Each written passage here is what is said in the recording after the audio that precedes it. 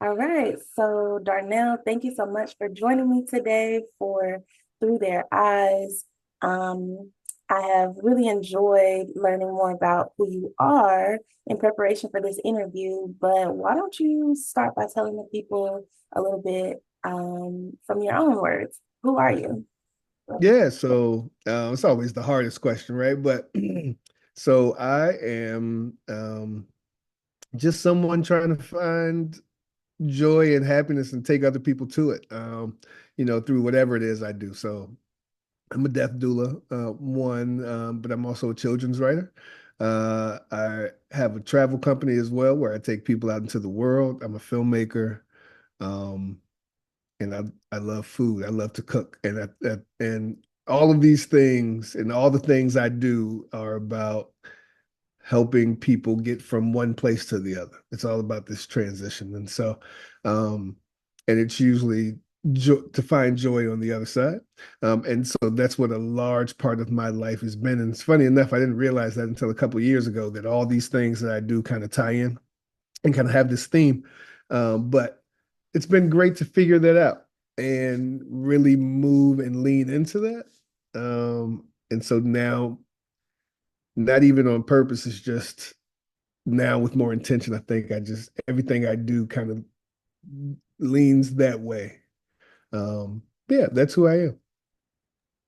Beautiful. I like to start off with the hard question first. Yeah, go for, listen, that's a great question to start off with. It's like, oh, do I know me? Yeah. I mean, the transition of life reveals Mhm. different versions of ourselves all the time, right? So Yeah, it's always interesting to hear how people, explain who they are in this particular moment. Um, absolutely. yeah, you've already mentioned a couple of things where I'm like, okay, we can talk about that. Yeah. Um, but I'm curious, you have claimed this title of being a death doula. How does who you are, all those things that you named, from just finding this journey of joy and happiness and bringing it to other people and food, even like, how does that influence the work that you do as a death doula? Yeah, I mean, when it comes to what I do as a death doula and just death, like it's really about transition. Like it's the final transition, right? And so, um, me as a writer, me as a storyteller, me as an explorer, as someone who loves food, who loves to cook, who loves to feed people, it really goes into helping people who are facing their mortality, which we all should be doing anyway, but really in the end, helping them figure out, okay, how do I want these last days to go? How do I want to live these last days?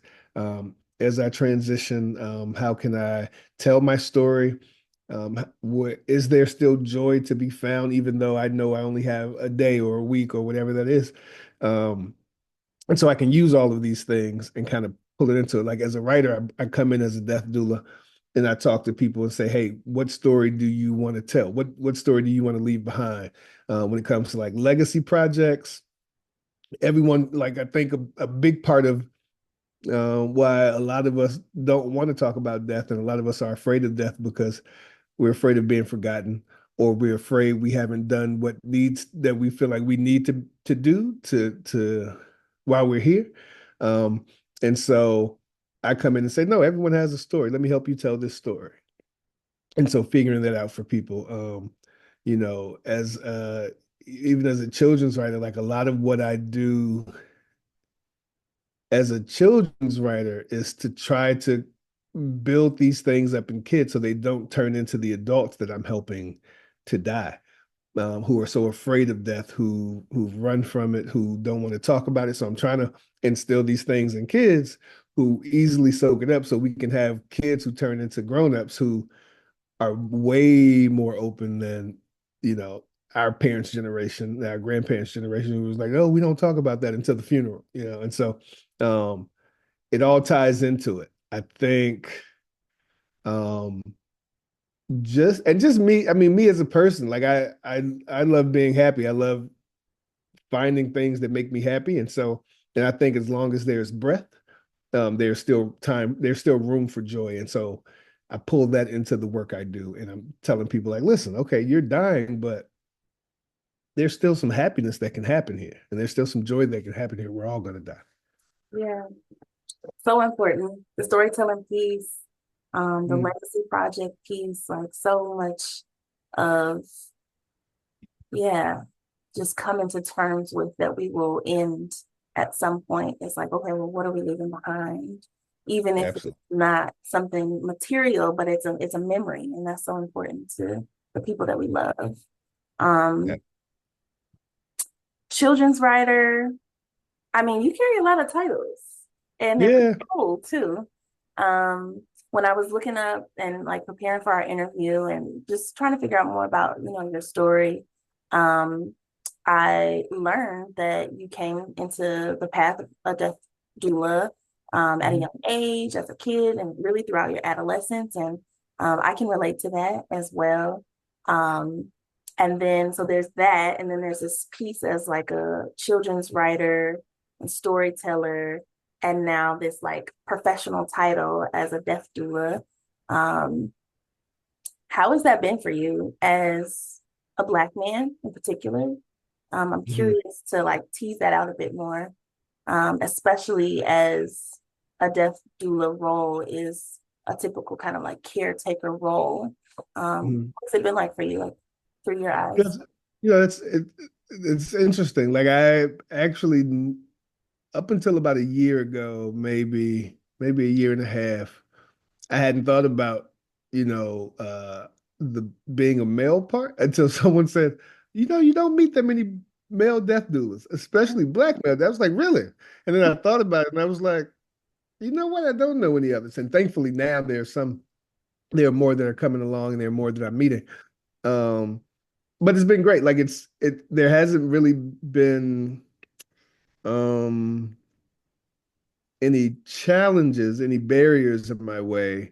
It's actually opened up a few doors, like when I'm working, especially when I'm working with like black men, and they realize that I can relate and I understand where they're coming from, like especially when it comes to grief, when it comes to them grieving themselves, when it comes to like how the community has looked at grief and death, and I understand it, um, and I understand how different Black grief is to, general grief, Mhm. and so I'm able to come in with like these nuances and say, okay, well this is how this goes. Like a lot of the work I do is fighting, um, is advocating in the medical system for clients, and as a Black man like I've had to deal with the medical system on my own. So I'm like, no, listen, this is not right. So I they know I can come in and I can fight for them. And so it's been great. And thankfully it hasn't been something I've had to think about. And so yeah, and I'm hoping that as time goes on, we're gonna see more black men in these roles. And it'll open up because we're able to have then we can really get into the conversations that we need to have with our parents and with the community um, as a whole. And so, yeah, I'm looking forward to it. Yeah, I think it's so special because, it is a role both on both ends of the spectrum, whether it's birth work or death work, it is a Mhm. role of ours to reclaim um, Mhm. and to be represented in well and to be able to, guide and facilitate experiences for our people that are dignified, that they deserve, Yeah, um, is really, really important. So I'm absolutely. glad you haven't had to think about it much, but I'm also Yeah, glad it's been that great. like you out here representing and doing your thing. Yeah, Um, and it's there's kind of like this like I think what's happening in the funeral, well, not in the funeral, but in the death spaces that we're like in the black community is a lot of us want to get back to like the basics, right? Like yeah, especially um and like how things used to work. And it was so family oriented and it was so like community oriented that I think is going to take all of us. So it's great that we're getting into it and learning from still, those of us who still have grandparents and great grandparents who are like, oh, well, this is how we used to do it. And so many of us want to get back to that. And so it's going to take all of us. And I love to see it. Yeah, it is. Let's talk about that a little bit. Who is your clientele? Are you working with mostly like families? Are you working with individuals? Do you do group work? Like what does it look like? Yeah. Most of the time it's working with the family of someone who's dying. Um, that's mostly what's happening. They just want to know what they can do to support and to be there for someone. Um, and but it's a wide range because there are some who are dying.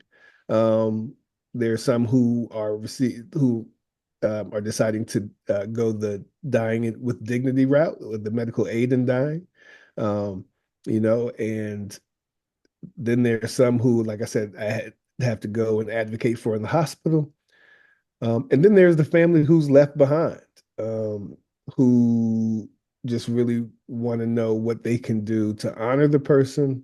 And so it's a wide range, but some more than others. I'd say the most would be families who are trying to figure out how to support um, when there's no plan in place Mhm. uh, by the person who is dying. Because again, a lot of us don't talk about it. A lot of us don't plan, and that's not just Black folks. That's everywhere. Yeah. Um, it's like, oh, they'll figure it out when I die. And it's like, no, but that's not fair. Also, you know what it's like because you've seen people die and you saw the family fall apart. So why do that to someone else? Um, and so get over the fear of death and let's get to having this conversation. Get over the fear of talking about death and let's get to these conversations that need to happen. Um, and so, but yeah, that's more so the clients and my clients, it's broad. It's not just Black folks. I have clients of all races, all um backgrounds. Thankfully, not I don't know if it's thankfully, but I haven't had any kids yet. But um, I have friends who had kids as clients. Wonder. But they hmm? I was wondering that with your like the overlaps in your work if you have worked with kids before. Yeah. Yeah, like I haven't and I haven't run from it. It just hasn't happened. Um, but yeah, it's a wide range, and I really appreciate it. It's given me a chance to see how different communities, different cultures um, celebrate death, respond to death, face their mortality. Um, and yeah, I really appreciate the opportunity they give me to do that. Mhm. It's so special. It's like such a vulnerable space to be in. And Mhm. supporting a family is so finicky, like things can go any which way, emotions are high, like so it really is a special role to take on. Um, where do you practice? You mentioned that you like support people and advocating for folks in hospitals. I'm assuming that you are invited to come to people's homes. But Mhm. where in the world are you providing support? And even, more micro than that, where are you connecting with people? Yeah, it's everywhere. There hasn't been one place, and it's literally been many places around the world. I'm based in the U.S. Um, well, Sometimes. no, my mail my mail goes to my home in Georgia. Okay. Um, but like I've done this work in South Africa. I've done it in the UK. I've done it in Asia. I've done it throughout the US, um, Amsterdam. And so there's no one place. Mhm. Um, Not even, like I said, my mail goes to Georgia. When I'm there, I don't think I have many. I think I've maybe only had two clients or so that have been in Georgia. A lot of times it's people call. They just call to say, "Hey, what can I do?" Um, Thankfully we're in a place where we're in a time where I'm accessible and most information is accessible through the internet. So people will find me there, or they read an article or found my website, and they'll call and just say, "Hey, can I talk about this? What can I do? This is what's happening." And yeah, we can definitely talk over the phone. Mhm. Um, I had someone recently from Canada who found me through my LA Times article. And she emailed me saying, she had a couple of weeks left and wanted to figure out, what can I do to tell my story? And so we just talked via email. And so there's so many ways to reach out to death doulas, these days, thankfully. Even if you can't show up sometimes, you know, that online presence can sometimes be enough. Mhm. Um, but I also show up. I was in Jersey recently um, with a client, Texas.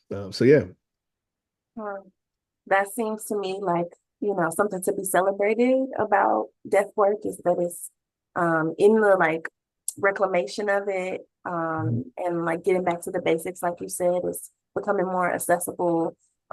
Folks from different communities are finding more representation. Are there any other kind of triumphs that you want to mention over the years that you've been doing this work that you've noticed? Um, like I'm loving what folks like Alua Author is doing with Going with Grace, and really training folks to do the work. There are a lot of folks who have been called to it, who are interested in it, and so I love to see that where there are places you can go to learn. And some of like me, it all came very natural to me, but I didn't when I was doing the work in my younger years, I didn't know I was doing the work. It was this is just what families do for families, and this is what friends do for friends. And then someone mentioned the name death doula, and I'm like, what? Well, what is that? So I'm looking it up, and I'm like, oh, this is what I've been doing. And so then I was like, let me look up certification programs. Let me see if what I've been doing aligns with what's happening. And so I really appreciate um folks like organizations like Going with Grace, because they're pulling people in and really teaching them from a place of care and whatnot. So yeah, I think we're making leaps and bounds in the death in the conversations around death and death work. Um, and so those are huge triumphs, especially considering, 20 years ago, no one wanted to talk about families didn't want to talk about it. And now we have more families opening up. There's I don't know if you know about the death deck or the end of life deck, but they're like those companies that are really starting leading the conversations as well, or helping families have those conversations, those hard to have conversations. And so we're making great strides. I think it's amazing to watch. Yeah, the innovation, the creativity, all of it Hmm. is Yep. necessary to move us. Yeah, exactly. And my algorithm on Instagram, like every time I get on Instagram now, there's someone talking about their own grief and their own death, and I'm like, right on, right on. More people are talking about. Yeah. So I work at both ends of the spectrum. I'm a birth worker and the end of life planner and death doula. Mhm. And so whenever I get on Instagram, I have to be kind of curious. Like my timeline is just full of like all things birth and death. So Yeah, it's yeah. and yeah, shout out to Alua. I trained with Going with Grace in 2020 and definitely appreciate having that just organization there to kind of guide my journey. Mhm. Also, Alua is my sorority sister, and Oh, I right on. got a D9 as well. So shout out to us. Shout out to it. Shout out to the Deltas. Hey. Um, Challenges though, when there's a triumph, there's a challenge. Um, what do we need to be like pushing forward? Are there challenges that you've noticed that you'd like to see yeah, us work toward over the next couple of years? Yeah, I mean, we still have issues in the medical system. That's still a big thing. I think we need more advocates there. We are undermedicated. We are mistreated in a lot of cases, Black folks, I mean. And so we definitely need more advocates there. We need more, we need to have those hard conversations. And and while it's hard, it still needs to happen. Like I'll come in with the client and, I'm the first person, they've been actively dying for the last couple of weeks, but I'm the first person to come in and ask, well, how do you want to die? And so no one wanted to ask because it's a hard conversation, but we need to have that.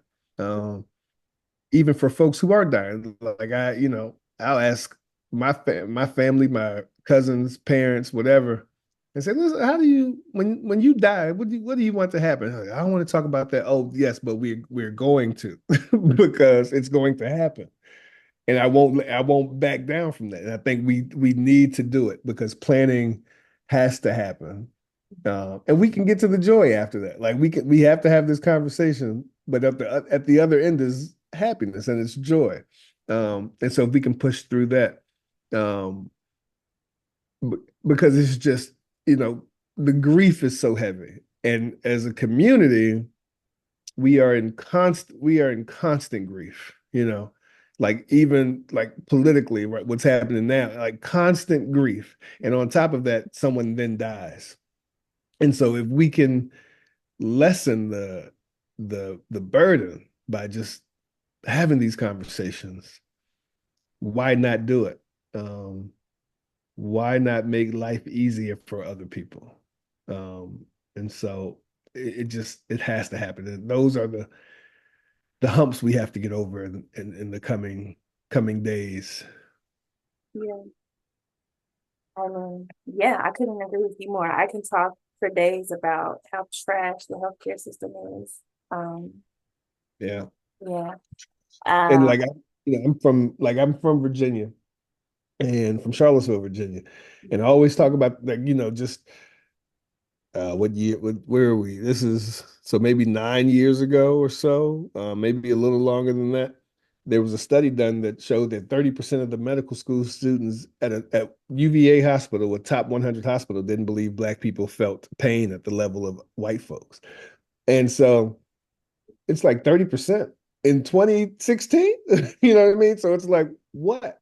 And so we have folks who are dying, who like a client recently, who who's in so much pain, and actively dying, like days left. Like, why is this man in pain? Then we're checking into it, and they're like, oh, well, we didn't think we lowered his dose of morphine. Like, why? Why would you do that? Why is he not comfortable? We didn't think he needed so much. Oh, okay. And I asked, I was like, is it because he's Black? And then I brought up the study and they were like, oh my God, no, what do you mean? I'm like, you know what I mean. You know what I mean. If he was white, what would you have given him? What would the dosage have been? And so, we have to be able to do that. yeah, the statistics. I think that we need the data, right? But I think Hmm. sometimes it's easy for people to, see the data and think, oh, wow, but not really feel it and not really take it back to that behind those numbers, there are like real people, like the client that you're talking about, that are impacted every day, and the family who had to witness their loved one in so much pain at the end. And so, yeah, it's definitely necessary to um, continue to advocate in the healthcare system and just Absolutely. do things different, like just do things different than how the healthcare system has been built. Absolutely. Um, you, whenever you talk about storytelling, and especially just having the hard conversations about death and dying, I just feel this passion behind what you're saying, and so I want to like tease into that a little bit because somebody that's watching this interview might be like, okay, but I still don't know how. And you seem to have a very like direct approach to like, we're going to have this conversation because it needs to happen. But for some people who might not they're navigating what that means. They feel uncomfortable, they're afraid of what the response might be, or whatever it could be, whatever the blocker is that is having them avoid this conversation. What would you Mhm. suggest to them? Yeah, it's that's the hard part. Like even when you really want to do it and you can't find the way in, Mhm. it's just you have to just build that courage up. You have to say, and sometimes you can tease it. Like I watched this video a couple months ago, sometime last year. Um, it was so heartbreaking because it was this son talking to his father. It wasn't about death, it was just about him growing up. And he was like, and the son is just in tears, and the father, they're sitting across from each other. And the son is like, every weekend I packed a bag because you told me you were going to come pick me up. And I waited for you. They told me not to wait for you, and I waited for you, and you never came. And he's just bawling. And he's like, and you broke my heart. And the dad is sitting there, and he's like, and the dad wants to say something. And the guy's like, listen, he was like, I promise we're going to get to the joy, but I have to get this out, you know? And I think that's what, like, we have to keep that in mind. Like, I think that's the way. And like, if it's hard to have that conversation and you're not sure how they're going to respond, even talking to them and just saying, listen, there's some good on the other side of this, but I really need to know this part. I really have to get these answers.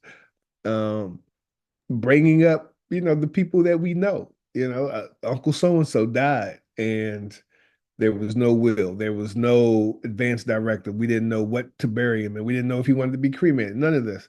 And then the family fought, and then this happened, and this happened. What if we could avoid that? Let me just ask you a few questions, like just doing that. Or just bringing up past family members and remembering them. And then naturally, a conversation will happen. It's like, oh, I was thinking about so and so.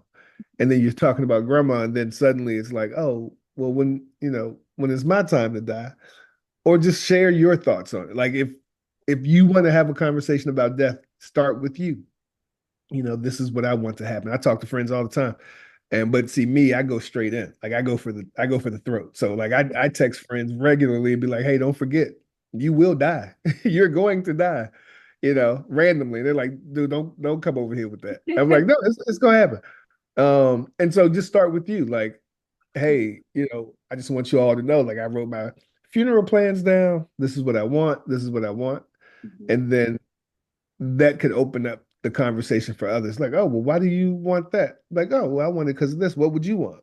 What song? Like one question I ask people all the time is, if hearing is the last to go, what song do you want playing as you die, as you're dying?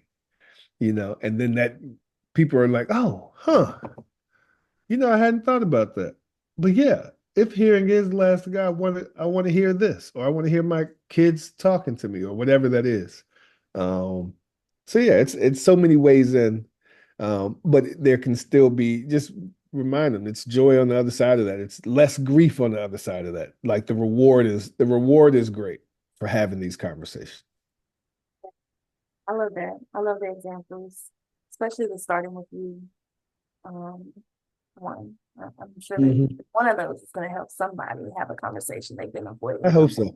I hope so. Because I'm tired of seeing it. I'm tired of seeing these families fall apart. It's like, oh man, come on. This could have been so different. Yeah, absolutely. Like like grandma, so aunt so and so is, didn't want to talk about it. Now we don't know where grandma's stuff is and all like whatever. It's like, no, we can avoid all this. Now everybody's mad at everybody. We haven't had a family reunion in 15 years because nobody wanted to have a conversation about death 20 years ago. It has some long lasting impacts for sure. Mhm. Mhm. So you do a lot. Like when we talk about um, holding space for people to transition in these really, really big and vulnerable ways. Um, Mhm. as someone who does that, like, how do you care for yourself? And what do you need from your community to continue to do this work and do it well? Oh yeah. I rarely have an issue with it. Like people always say, I can't believe you do this work. Like I'm sure you heard it. Like you do what? Oh, I could never. That must weigh so heavy on you. Oh, you must be sad. I'm like, no, I live a good life. But I practice an enormous amount of self-care, enormous amounts of self-care. Like I love food. I love travel. Um, I haven't been home in 3 months. I just got back to the US. I've been traveling through Asia for the last 3 months, just eating and enjoying out. One of my rules is to do 2 cruises a year for self-care. Um, I'm always connecting with friends. My house in Georgia is a cabin in the middle of the forest on top of a mountain.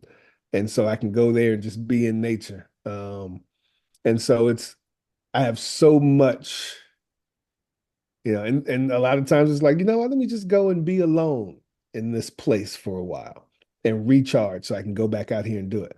But I never allow myself to get close to burning out. Because I know so many people who burn out, and I work with people who burn out a few times a year. And when they come, it's like I don't know what I'm doing. I'm like I'm not going to get there. And so I'm showing them ways to not get there.